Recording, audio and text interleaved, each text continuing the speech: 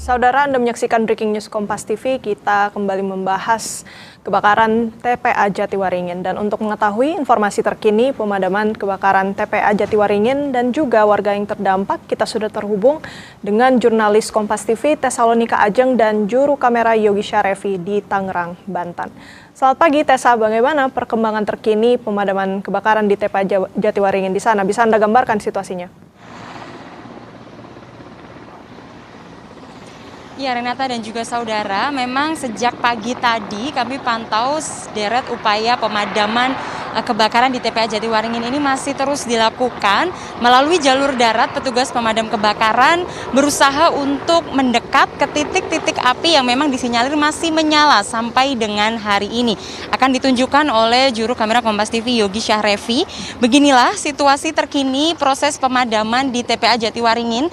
Mengingat ini sudah memasuki ke hari ke-7, namun kami masih bisa melihat ada asap yang masih keluar dari tumpukan nyalir karena masih adanya api yang belum sepenuhnya padam yang berada di bawah tumpukan sawah. Gambar yang ditunjukkan oleh juru kamera Yogi Syarefi di sini memperlihatkan memang ada sejumlah alat berat yang dioperasikan. Kami pantau sejak pukul 7 pagi tadi sudah mulai beroperasi untuk mengeruk sampah dan juga mengeruk tanah di sini dalam hal untuk memberikan akses kepada para petugas pemadam kebakaran, karena mengingat memang lokasi tempat kebakaran ini benar-benar ada di tengah-tengah TPA Jatiwaringin ini, yang mana tumpukan sampah ini, maksud kami tumpukan sampahnya ini setinggi 25 sampai 30 meter. Jadi inilah yang membuat menjadi kendala bagi petugas pemadam kebakaran untuk dapat mengakses ke titik-titik api yang berada di tengah-tengah dari tumpukan sampah. Dan inilah ekskavator atau alat berat yang memang dioperasikan untuk membuka jalan atau memberikan akses kepada petugas pemadam kebakaran, sehingga bukan hanya petugasnya saja yang bisa masuk, namun juga kami bisa melihat ada armada pemadam kebakaran yang sudah bisa berhasil masuk ke titik yang lebih dekat dengan titik-titik api yang masih menyala. Selain itu juga, Renata dan juga saudara, memang sejak tadi pagi ini upaya pemadaman dengan menggunakan helikopter waterbombing juga sudah mulai dioperasikan. Kami bisa melihat di sini ada 3 armada helikopter waterbombing yang dikerahkan oleh BNPB untuk membantu proses pemadaman ini supaya lebih cepat. Begitu. Tadi kami juga sempat mendapatkan konfirmasi dari pihak BNPB yang bertugas di sini, akan mengatakan juga bahwa tidak menutup kemungkinan untuk menambah armada helikopter lagi. Mengingat memang karena ini sudah memasuki ke hari yang ke-7 dan 15 hektar lebih di TPA Jatiwaringin ini sudah hangus terbakar.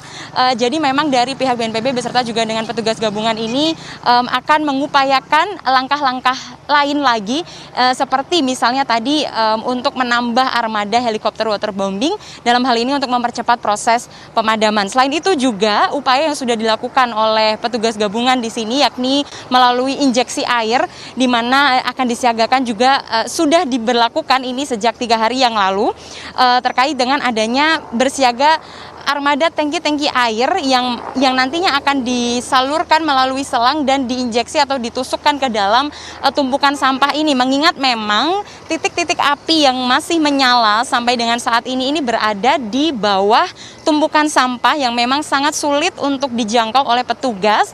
Terlebih juga medannya ini rawan ambles, sehingga memang melalui injeksi air ini diharapkan bisa memberikan pembasahan yang lebih merata ke setiap area yang memang disinyalir masih ada titik-titik api yang menyala. Kami masih akan pantau ke depannya di hari ini apakah memang nantinya akan ada tambahan armada helikopter waterbombing lagi sehingga menjadi 4 armada di hari ini, ataupun nanti juga ada petugas pemadam kebakaran yang akan menerapkan strategi baru dalam hal ini untuk mempercepat proses pemadaman kebakaran di TPA Jatiwaringin ini, Renata.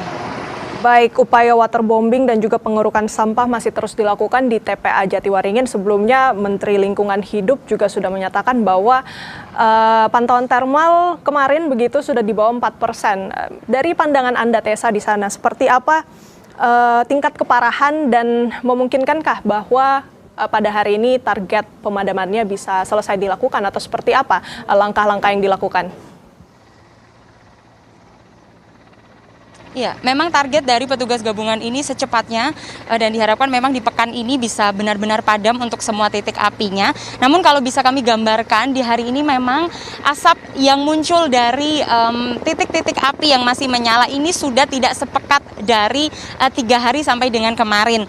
Dapat kami gambarkan juga memang karena di sini anginnya tidak sekencang hari-hari sebelumnya.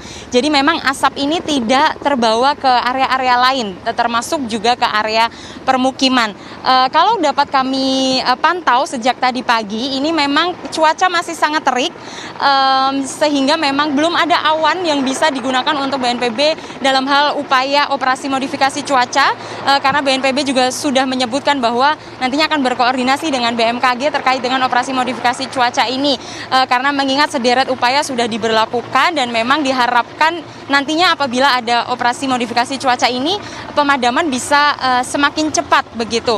Dan dari BMKG juga menyebut bahwa nantinya akan melihat posisi awan terlebih dahulu, apakah memang ada awan yang sudah berada di atas TPA Jatiwaringin ini, dan digambarkan oleh BMKG memang ini nanti baru bisa dilakukan sekitar 6 sampai 7 hari ke depan. Namun kita juga masih sama-sama memantau apakah sebelum 6 sampai 7 hari ke depan ini juga sudah ada awan yang bisa terlihat di atas TPA Jatiwaringin ini sehingga bisa dilakukan operasi modifikasi cuaca. Renata. Baik, BMKG dan juga BNPB ini masih melakukan koordinasi begitu ya, bagaimana kemudian bisa mendorong upaya modifikasi cuaca. Namun memang sampai sejauh ini baru waterbombing dan juga pengurukan sampah yang terlihat di TPA Jatiwaringin, Tessa. Bisa Anda gambarkan juga bagaimana aktivitas warga? Apakah di sekitar TPA Jatiwaringin ini masih ada aktivitas warga atau benar-benar sudah direlokasi semua, Tessa? Terkait dengan aktivitas warga, kami bisa melihat memang di sini sangat minim aktivitas warga karena memang dari petugas gabungan di sini juga sudah mensterilkan area TPA Jatiwaringin ini sehingga memang diharapkan tidak ada warga lagi yang datang untuk menonton upaya proses pemadaman di TPA Jatiwaringin ini, mengingat memang asap yang masih ada kemungkinan terbawa oleh angin ini sangat dapat mengganggu kesehatan warga. Jadi memang di sekitar area dengan radius kurang lebih 300 sampai 500 meter dari TPA Jatiwaringin ini sudah tidak terlihat ada aktivitas warga, termasuk juga tidak adanya aktivitas pembuangan sampah kembali ke TPA Jatiwaringin ini, karena mengingat di hari pertama sampai dengan hari kedua ini masih terlihat adanya truk pengangkut sampah yang datang untuk mengirimkan sampah ke TPA, namun kami pantau dari pagi tadi di hari yang ke-7 ini memang sudah tidak terlihat adanya proses pengangkutan sampah atau pengiriman sampah ke TPA Jatiwaringin ini. Terkait juga dengan dampak yang dirasakan oleh warga sekitar, tadi kami sempat mendatangi ke salah satu posko pengungsian yang ada di kantor desa Tanjakan Mekar, di mana petugas di sana juga mengatakan bahwa memang pengungsi yang datang ke pengungsian itu sifatnya datang dan pergi. Jadi saat memang asap ini terbawa oleh angin mendatangi atau mendekat ke permukiman mereka, barulah di situ mereka akan datang untuk mengungsi di kantor desa. Namun saat pagi tadi kami datang memang hanya tersisa sekitar 10 sampai 15 orang yang masih ada di pengungsian yang ada di kantor desa Tanjakan Mekar, walaupun dari petugas kesehatan di sana menyebut dari hari Selasa yang lalu sampai dengan hari ini sudah ada total sekitar 167 warga yang mengungsi di kantor desa Tanjakan Mekar. Dan nantinya juga dari Dinas Kesehatan beserta dengan otoritas setempat juga masih terus melakukan mapping ke rumah-rumah apabila ada warga yang masih terdampak dengan keluhan gangguan pernafasan ataupun keluhan yang lainnya, dan difasilitasi dengan pelayanan kesehatan gratis dari dinas setempat. Renata. Baik, terima kasih banyak laporan lengkapnya jurnalis Kompas TV Tesalonika Ajeng dan juru kamera Yogi Syarevi langsung dari TPA Jatiwaringin, Tangerang, Banten.